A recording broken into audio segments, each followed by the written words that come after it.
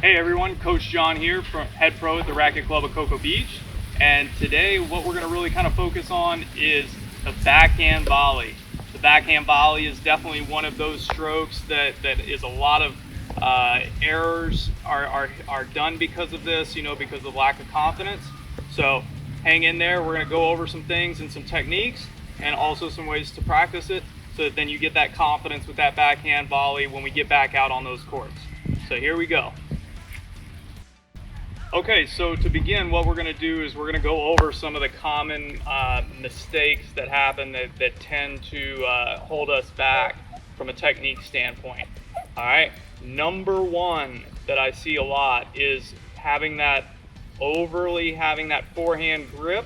Okay, when we go to hit that backhand volley, as you can see here, I have that over forehand grip. If you see I take it down, it would look like I have a ground stroke forehand grip, and then all of a sudden now here I come to hit my backhand volley and I'm doing one of these, okay?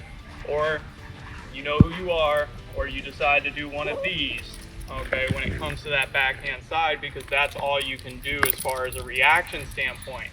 So you want to make sure that you're, number one, not doing that.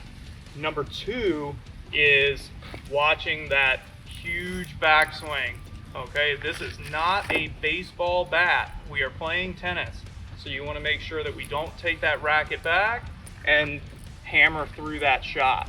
It always feels great to hit that winning shot, but guess what? It's worse when you hit that shot and it just hit the back fence and you lost. So shorten it up, keep it simple. Okay, the last mistake that is very common as well is stepping with that opposite foot. So you can see that I am left-handed. So that would mean stepping with the incorrect foot would be my right foot here. So stepping forward to that volley going like this, okay? As you can see, my shoulders are now open, and then all of a sudden, now my hands are doing the direction volley.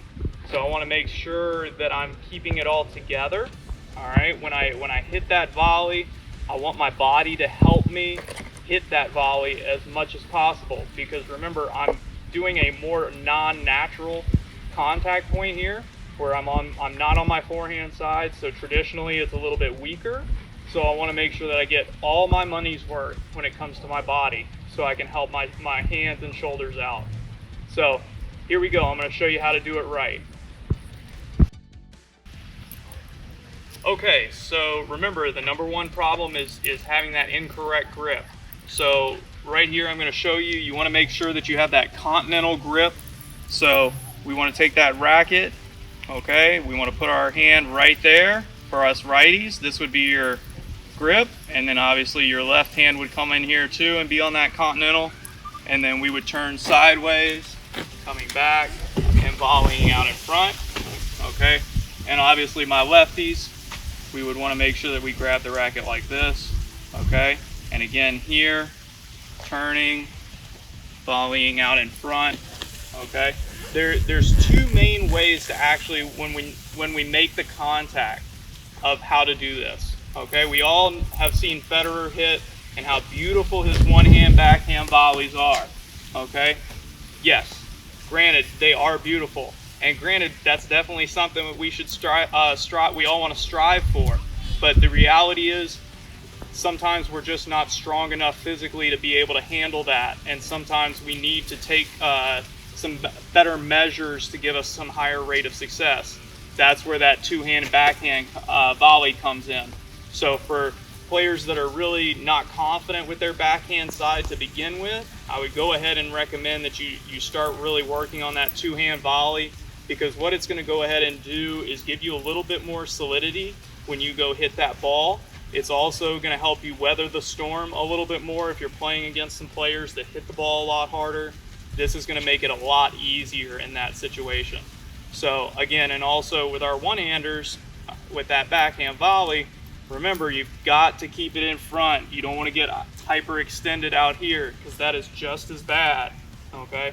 And just so that everybody's on the same page, we want to make sure for our righties, we want to make sure that we are stepping with that right foot, okay? And for my lefties, we are stepping with that left foot to come make that contact. And don't forget to split step right before all that happens. All right, so now we're gonna move, now that we've got that out of the way, we're gonna move forward and try to combat some of the issues that we talked about earlier.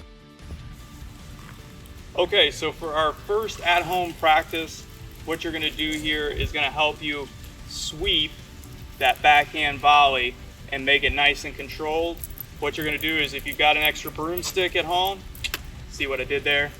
And don't worry, I'm not quitting my day job. But here we go, moving forward. I'm gonna go ahead and grab that broomstick. Hold on one second.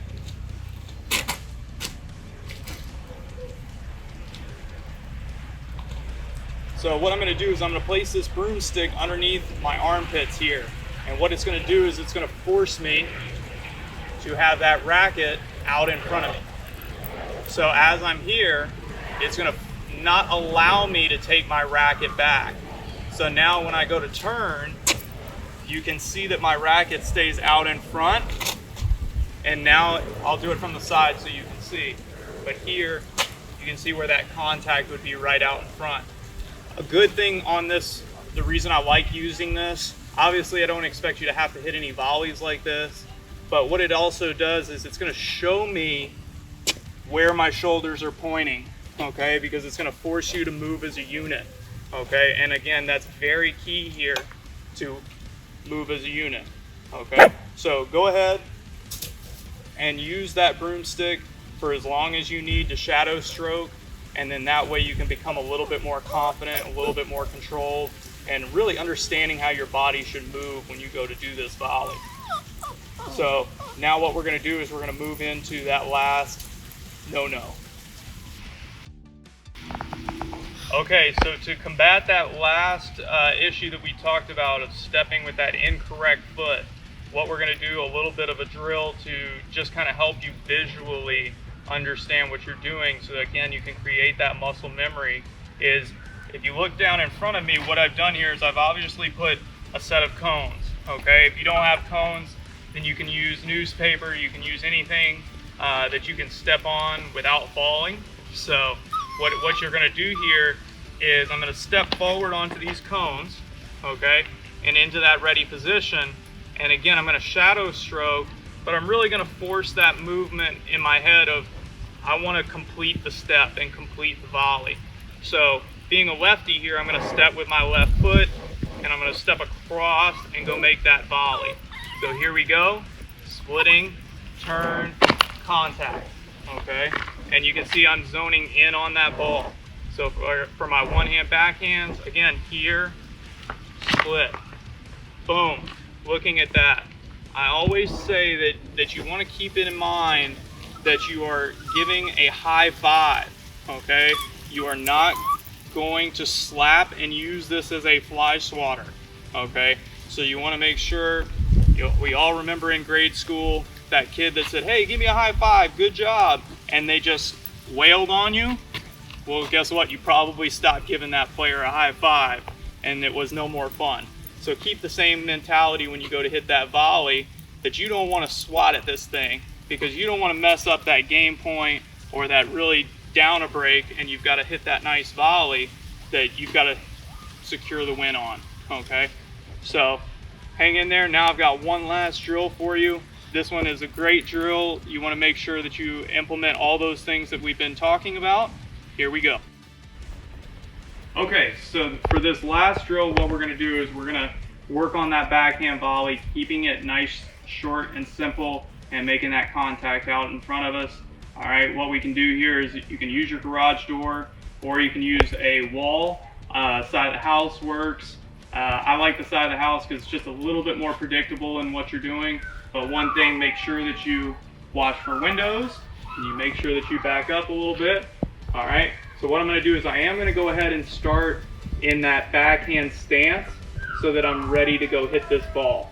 So here we go. Okay, so I'm gonna go ahead and start. I'm gonna turn my body sideways here, and we're gonna volley that ball back and forth. I'm gonna start with 5, nice easy goal, and then I'll move up from there as I continue getting better. So here we go.